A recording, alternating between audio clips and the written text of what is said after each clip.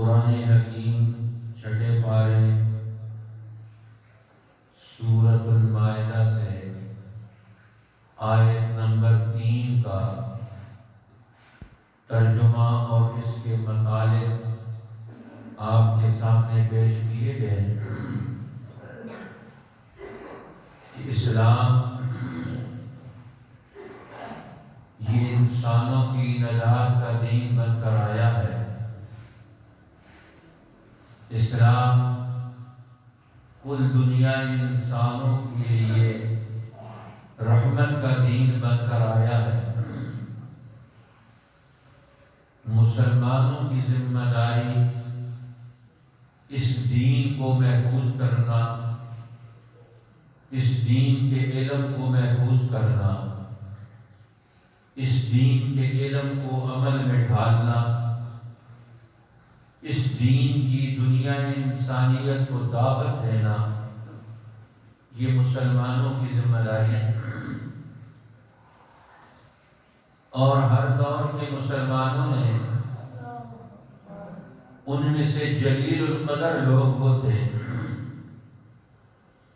عظیم المرتبت وہ لوگ تھے جنہوں نے دین اسلام کی ان ذمہ داریوں کو سنبھالا، ان ذمہ داریوں کو نبھایا، اور دنیا کے اندر موجود ہر طبقہ فکر انسانی کو انہوں نے دین اسلام سے روشناس کروایا۔ اس دین حق کا تعارف کروا کر اس کے پیغام کو دنیا میں عام کر کے ہر ایک آدمی تک اس کے پروگرام اور مشن کو پیش کیا۔ نبی اکرم صلی اللہ علیہ وسلم کی ذات پاک سے لے کر آج تک سب مسلمانوں کی یہ ذمہ داری اللہ نے لگائی کہ وہ اس دین اسلام کو اپنی زندگی اور نجات کا دین بنائیں گے۔ اس لیے اب اللہ جل شانہ نے ہمیشہ کی کامیابی اور نجات وہ دین اسلام کے اندر رکھی۔ حدیث پاک میں آتا ہے جب صلح حدیبیہ ہو گئی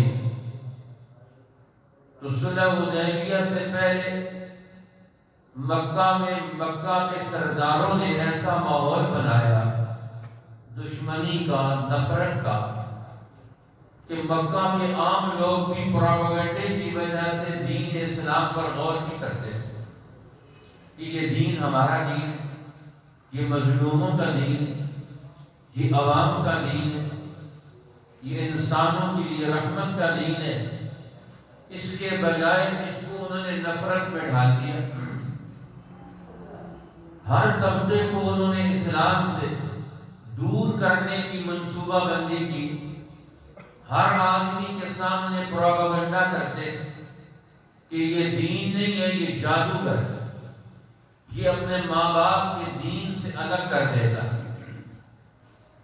کہتے ہیں کہ ایک دفعہ مکہ کے سارے سردار اور وڈیرے اکٹھے ہو کر خواجہ ابو طالب کے پاس آئے کہ یہ تمہارا بھتیجا محمد صلی اللہ علیہ وسلم،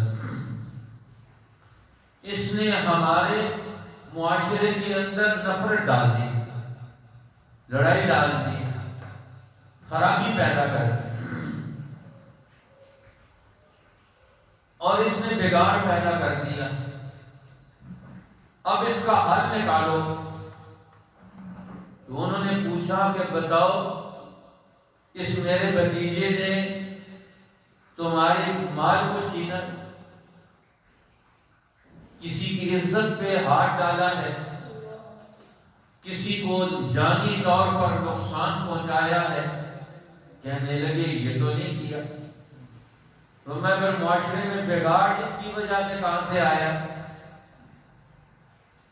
یہ میرا بھتیجا، اس نے کسی کا مال نہیں لیا، کسی کی جان پر ہاتھ نہیں اٹھایا، کسی کو گالی نہیں دی، کسی کو نقصان نہیں پہنچایا، تو پھر اس کا کیا قصور ہے؟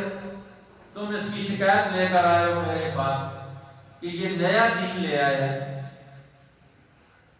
تو یہ کون سا نیا دین لے کر آیا ہے؟ اس کی کیا خرابی ہے تمہارے پاس؟ کہنے لگے اس کے 3 بڑے جرائم ہیں ہمارے پاس، جس کی وجہ سے ہم شکایت لے کر آئے ہیں۔ سب سے پہلا جرم اس کا یہ ہے، نعوذ باللہ، ان کی زبان، کہ اس نے کیا کیا؟ انہو عاب دیننا، اس نے ہمارے دین کے عیب اور نقصان وہ ہمارے لوگوں کو سمجھا دیا، ان کو عام کر دیا۔ اس نے ہمارے دین کے عیب اور نقصان واضح کر دیے۔ ہم کہیں یہ تو تمہارا قصور ہے، تم اپنا دین صحیح کرو، یہ تو آئینہ ہے، آئینے میں جیسی شکل دیکھو آئے گی، ہوگی ویسی شکل آئے گی۔ دوسرا جرم کیا ہے اس کا؟ وہ کہنے لگے انہو سفہ احلامنا، اس نے ہمارے نوجوانوں کو بے وقوف بنا دیا۔ اب وہ علم کی بات مانتے ہیں، اصول اور قانون کی بات مانتے ہیں، اب وہ بے وقوف بن گئے، ہمارے چکر میں نہیں آتے، اب وہ ہمارے پروپیگنڈے میں نہیں آتے، وہ ہماری ہر رائے غلط صحیح جو پیش کریں پہلے مانتے تھے، اب وہ سوال کرتے ہیں۔ اور تیسرا جرم اس کا کیا ہے؟ انہو شتم آلہتنا، اس نے ہمارے خداؤں کا بودا پن، کمزوری وہ دور کر، وہ لوگوں پر آشکارا کر دی۔ انہوں نے کہا اس میں تو تمہارا اپنا قصور ہے، اس کا کیا قصور ہے میرے بھتیجے کا؟ یہ تو دین پیش کرتا ہے، دین اسلام، اس کے بارے میں کوئی غلطی ہے، کوئی خامی ہے، کوئی خرابی ہے تو وہ بتاؤ۔ اب تو دین اسلام میں کیا خرابی نکالے، کیا غلطی نکالے؟ یہ تو امن کی دعوت دیتا، یہ تو ابراہیم علیہ السلام کی دعوت توحید کا تعارف کرواتا، یہ انسانوں میں امن کی، عدل کی بات کرتا ہے۔ یہ تو عدل کا دین ہے، یہ تو امن کا دین ہے، یہ تو علم کا دین ہے، یہ تو عقل اور شعور کا دین ہے، اس میں تو کوئی عیب نہیں نکال سکتے، لیکن پروپیگنڈا کرتے ہیں کہ یہ بے دین ہو گیا۔ سارے مکہ کے سرداروں نے، جو مکہ میں داخل ہوتا ہے حج کے موقع پر، ہر گلی کوچے میں کھڑے ہیں کہ محمد صلی اللہ علیہ وسلم کی بات کو نہ ماننا، یہ بے دین ہو گیا، اس نے کوئی نیا دین گھڑ لیا، اس کی بات نہ ماننا۔ اور انہوں نے پورے عرب میں پروپیگنڈا کر دیا رسول اللہ کے خلاف، اسلام کے خلاف، جس طرح آج بھی اسلام کے خلاف ادھر سے دشمن پروپیگنڈا کرتا ہے، ادھر سے نام نہاد مسلمان جو دین اسلام کو جانتا ہی نہیں اور اس نے پڑھا سیکھا نہیں، وہ اپنے غلط عمل کو دین بنا کر پیش کرتے۔ آج کے مسلمان اپنے عمل کو دین بنا کر پیش کرتے ہیں، حالانکہ ان کی خواہشات دین نہیں۔ آج ہم جس پر عمل کرتے ہیں وہ ہماری اپنی خواہش، ہم اپنے مفاد کے لیے کام کرتے ہیں، دین کے لیے کوئی کام نہیں کرتا، دین سے پوچھتے بھی نہیں ہے کہ ہم نے کیا کام کرنا ہے۔ اب پوری دنیا میں امریکہ اور یورپ کی قوموں نے اسلام کے خلاف پروپیگنڈا کر لی، یہ تو دین تشدد کا دین، یہ تو دہشت گردی کا دین، یہ تو دنیا میں قتل و غارت گری پھیلاتا ہے۔ یہی حال تھا اس دور میں۔ اب رسول اللہ اور آپ کے دین کے خلاف پورے عرب میں انہوں نے جھوٹا پروپیگنڈا کر دیا، یہ بے دین ہو گئے، انہوں نے نیا دین گھڑ لیا اور یہ لوگوں میں تقسیم کر دے۔ خواجہ ابو طالب آخر تک مسلمان نہیں ہوئے، لیکن رسول اللہ کا ساتھ دیتے قدم قدم پر۔ اور اللہ کے پیغمبر جب وہاں دربار میں پہنچے، ان کے سارے سردار بیٹھے ہوئے تھے، حضور نے فرمایا کہ یہ میری قوم کے سردار، میں تو اپنا وہ دین لے کر آیا ہوں جو ان کو دنیا میں عزت دیتا ہے۔ حدیث پاک میں آتا ہے مجمع لگا ہوا تھا اندر خواجہ ابو طالب کے پاس، اور دروازے پر آ کر کھڑے ہو گئے اور دونوں مہاجوں کے اوپر ہاتھ رکھ کے حضور علیہ السلام کھڑے ہو گئے۔ فرمایا چچا جان، یہ کہتے ہیں کہ میں نے خرابی کر دی ہے۔ میں نے کیا خرابی کی ہے؟ میں تو ان کو اس دین کی دعوت دیتا ہوں کہ جس دین کو یہ قبول کر لیں تو پورے عرب پر ان کی حکمرانی قائم ہو جائے گی، یہ کلمہ پڑھ لیں، اور پورا عجم سیاسی طور پر ان کے ماتحت ہو جائے گا، دنیا میں ان کو سیاسی طور پر عزت اور غلبہ ملے گا۔ انہوں نے کہا وہ کون سا کلمہ ہم پڑھ لیں؟ انہوں نے کہا لا الہ الا اللہ، توحید کا کلمہ، اللہ کی حاکمیت کے اقرار کرنے کا کلمہ، کہ ہم اللہ کا حکم چلائیں گے، اس کا قانون چلائیں گے، اپنی مرضی نہیں کریں گے، اپنے مفاد کا قانون نہیں بنائیں گے۔ اب ہر مالدار طبقہ، حکمران طبقہ، وہ اپنے مفاد اور مرضی کا قانون بناتا ہے، اور اللہ جل شانہ ساری کائنات کی ترقی کا قانون دیتے ہیں قرآن اور دین کی شکل میں۔ تو وہ کہنے لگے یہ کلمہ پڑھ لیں، پوری دنیا میں عزت ملے گی۔ ابو جہل نے کہا یہ تو ہم سے نہیں ہو سکتا، کہ ہم یہ تمہارے چھوٹا ہے اور تیرا کلمہ پڑھ لیں، چھوٹے کو ہم لیڈر مان لیں۔ اور میں یہ چھوٹے کی بات نہیں، یہ اللہ کی بات کرتے ہیں، اللہ تو سب سے بڑا ہے، میں تو اللہ کا نبی ہوں، میں اپنی بات نہیں پیش کرتا کہ تم مجھے چھوٹا سمجھ کر نظر انداز کرتے ہو۔ ابو جہل رسول اللہ کو محمد بن عبداللہ سمجھ کر نظر انداز کرتا تھا، اور میں نہیں، تم محمد الرسول اللہ کی عینک لگا کر دیکھو کہ میں اللہ کا نمائندہ ہوں، میں اپنی بات تھوڑے کر رہا ہوں، میں اپنے خاندان کے بھلے اور نفع کی بات تھوڑے کر رہا ہوں۔ اور پھر حضور علیہ السلام نے جملہ ارشاد فرمایا، قیامت تک کے مسلمانوں کے لیے اصول بن گیا۔ آپ نے سارے سرداروں کو خطاب کر کے جملہ ارشاد فرمایا۔ وہ جملہ کیا تھا؟ آج بھی سیرت کی کتابوں میں موجود ہے، مسلمانوں کو پڑھنے کی توفیق ملی کہ سیرت رسول سے وہ سبق حاصل کر کے آج اپنی زندگی کی بنیاد اللہ کے رسول کی سیرت پر اور دین کے اصولوں پر لے آئے۔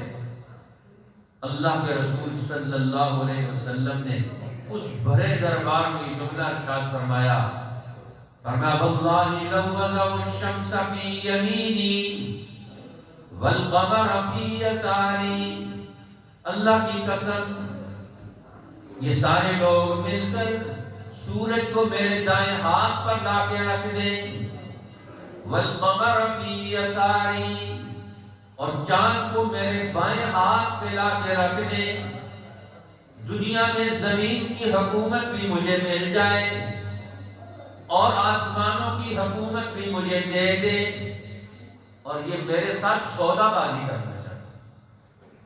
سودا بازی کس کی؟ کہ یہ دین اسلام سے دستبردار ہو جاؤ، یہ جو دنیا میں تم محنت کر رہے ہو کہ یہ دین دنیا میں غالب ہو، اس کا علم اور عمل دنیا میں پیدا ہو، اس کو چھوڑ دو۔ علی ان اترک الاسلام، کہ میں اسلام کو چھوڑ دوں، یہ سودا بازی کریں، ساری دنیا کی نعمتیں اور خزانے میرے ہاتھ پہ لا کے رکھ دیں، اور میں کبھی بھی ایسا نہیں کروں، یہ ممکن ہی نہیں ہے کہ محمد اور رسول اللہ دین کا سودا کرے اور اپنی ذاتی عزت حاصل کرے۔ میں تو کائنات کے ہر انسان کو عزت دلانا چاہتا ہوں، میں تو کائنات کے ہر مظلوم کی دنیا میں حمایت کرنا چاہتا ہوں، میں ہر مجبور کو اس کی مجبوری سے نکالنا چاہتا ہوں، میرے پاس ہر ایک کی کامیابی کا پروگرام، تو میں ان کی بات مان کر، ان کے دھوکے میں آ کر، اپنے دین کا سودا کر کے سارے انسانوں کو دنیا میں غلام، گمراہ اور بد اخلاق بنانے کے لیے ان کے سامنے چھوڑ دوں، ایسا نہیں ہو سکتا۔ میں تو دنیا میں شیشہ پھیلائی ہوئی دیوار بن کر ان کے سامنے کھڑا رہوں گا۔ یہ کہتے ہیں سب کچھ دے دیں، علی ان اترک الاسلام، کہ میں اسلام کو چھوڑ دوں، فرمایا یہ نہیں ہو سکتا. او اظہر اللہ دینہ، یا تو دو ہی شکلیں ہیں، یہ اللہ اپنے دین کو میرے ذریعے سے، میری جماعت کے ذریعے سے دنیا میں غالب کر دے گا.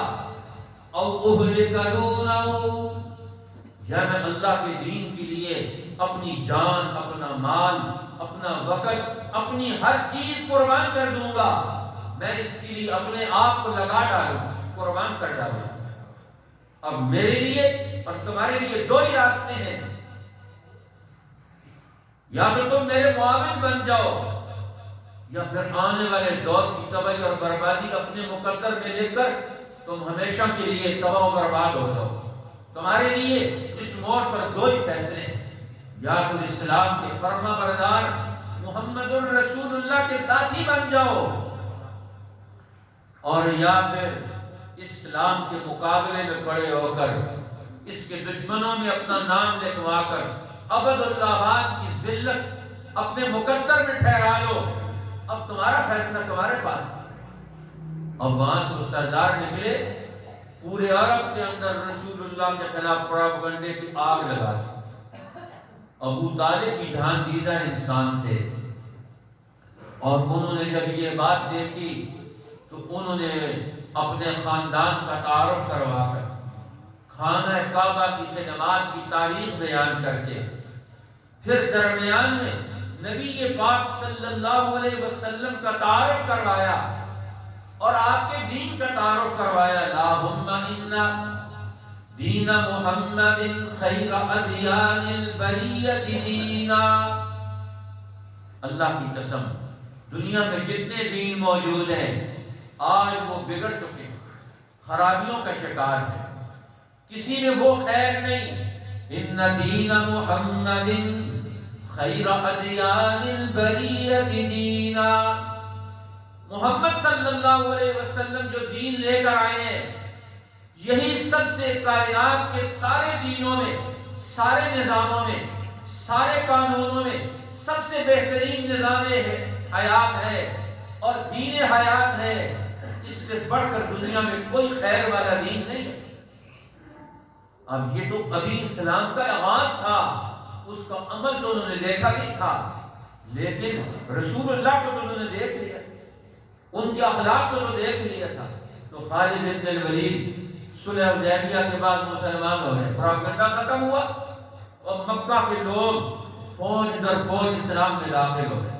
صلح حدیبیہ کے بعد جب مسلمانوں کو دیکھا تو انہوں نے کہا یہ تو سچا دین، ان کے اندر تو امانت، ان کے اندر تو عدل، ان کے اندر تو خیرخواہی، ان کے اندر تو شفقت، ان کے اندر تو دوسروں کے لیے قربانی دینے کا جذبہ موجود ہے. ایک آدمی صلح حدیبیہ میں مکہ میں تشریف لے گئے، 1400-1500 صحابہ کرام تھے، اور جب ٹھیک 2 سال کے بعد اللہ کے پیغمبر مکہ فتح کرنے کے لیے جا رہے ہیں تو 10,000 کا لشکر ہے. مکہ سے اکثر لوگ مسلمان ہو کر ہجرت کر کے آ گئے. خالد بن الولید بھی آئے، عمرو بن العاص جنہوں نے مصر فتح کیا وہ بھی آ گئے، اور حضور علیہ السلام کے سامنے آ کے بیٹھ گئے، ہم اسلام قبول کرنے کے لیے آ رہے ہیں. کل تک لڑ رہے تھے احد میں، بدر میں، اور مختلف مواقع پر، خندق میں لڑ رہے تھے. اب یہاں آ کر کہتے ہیں ہم تو مسلمان ہونے کے لیے تھے، ہمیں تو اسلام کا تعارف ہو گیا، ہمیں تو آپ کے دین کا پتہ چل گیا یہ دین کیا ہے. اب آپ کے ہاتھ پر بیعت کرنا ہے. آپ نے ہاتھ بڑھایا کہ اسلام قبول کر لیں، بیعت کر رہے ہیں، معاہدہ کر رہے ہیں. اسلام کس چیز کا نام ہے؟ ہر بندہ جو اسلام قبول کرتا ہے وہ اللہ اور اللہ کے رسول کے ساتھ اپنی ساری زندگی کا معاہدہ کرتا ہے، اور پھر اللہ بھی اس کے ساتھ معاہدہ کرتا ہے. جو کلمہ پڑھ لیتا ہے تو اللہ کہتے ہیں پھر تیرے بندے تو نے میرے ساتھ معاہدہ کیا، اب میں تیرے ساتھ معاہدہ کروں گا. اب ہاتھ بڑھایا رسول اللہ نے کہ تمہیں کلمہ پڑھائیں، معاہدہ کر لیں. تو اب عمرو بن العاص نے ہاتھ پیچھے کھینچ لیا. آپ نے پوچھا عمرو بن العاص کیا مسئلہ ہے، کیوں ہاتھ پیچھے کھینچ لیا؟ کہنے لگے یا رسول اللہ اشترط، میں اپنے اسلام قبول کرنے کے لیے شرط لگاتا ہوں، میری شرط قبول کیجئے تب میں اسلام قبول کروں گا۔ کیا شرط ہے؟ کہنے لگے اسلام سے پہلے کے جو میرے گناہ ہیں، غلطیاں ہیں، مجھ سے غفلتیں سرزد ہوئی ہیں، اللہ وہ ساری غلطیاں معاف کر دے تب میں اسلام قبول کرتا ہوں۔ اب میں یہ شرط لگانا چاہتا ہوں، اسلام، اس سے میں اپنی نئی زندگی کا آغاز کرنا چاہتا ہوں، دینی زندگی، ایمانی زندگی، عدل و انصاف اور رحمت کی زندگی، حق کی زندگی، جس پر کائنات فخر کرے، جس پر اللہ کی رحمتیں متوجہ ہوں۔ تب میں شرط لگانا چاہتا ہوں۔ اور میں عمرو بن العاص سنو، پھر آپ نے 3 اصول سمجھائے، جن میں پہلا اصول یہ تھا ان الاسلام یہدم ما کان قبلہ، جو آدمی کی بھی کلمہ اسلام پڑھ کے اسلام میں داخل ہوتا ہے، اور میں اللہ اس سے سارے پہلے گناہ اس کے معاف کر دیتا ہے۔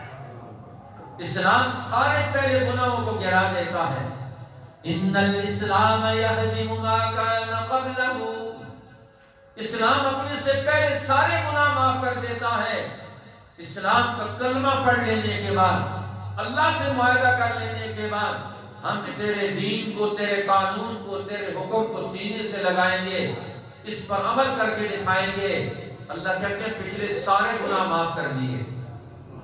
اور دوسرا فرمایا وَإِنَّ الْهِجْرَةَ تَهْدِمُ مَا كَانَ قَبْلَهَا، ہجرت جو اللہ اور اللہ کے رسول کی طرف، یا اس دور میں جو مدینہ کی طرف ہجرت تھی، اور میں وہ بھی اپنے سے پہلے سارے گناہ معاف کر دیتی ہے۔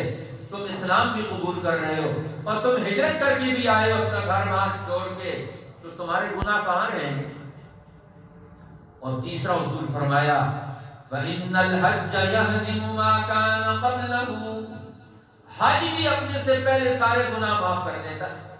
جو لوگ حج پہ جاتے ہیں، اللہ کے گھر میں صدق کے دل سے حاضری دیتے ہیں، وہاں عرفات، مینا اور مزدلفہ کے میدانوں میں اللہ کے بندے بن کر وہاں جاتے ہیں، اور شیطان کا مقابلہ کرنے کا ارادہ کر کے جاتے ہیں، اللہ کی حمد و ثنا اور تکبیر اور کبریائی پڑھتے ہوئے جاتے ہیں، لبیک پڑھتے ہوئے جاتے ہیں، اللہ کو حاکم مان کر، الہ مان کر، معبود مان کر، لا شریک لہ کہہ کر جاتے ہیں۔ یہ لبیک کا کلمہ بھی، اسلام کا کلمہ لا الہ الا اللہ بھی بہت اونچا ہے، اور لبیک کا کلمہ بھی بہت اونچا ہے۔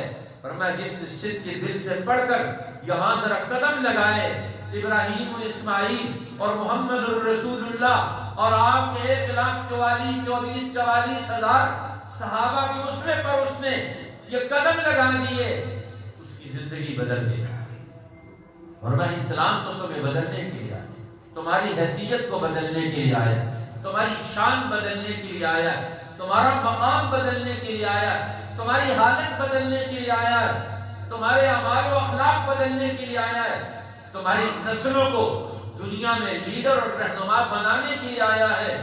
کیوں نہیں اس پر غور کرتے ہو؟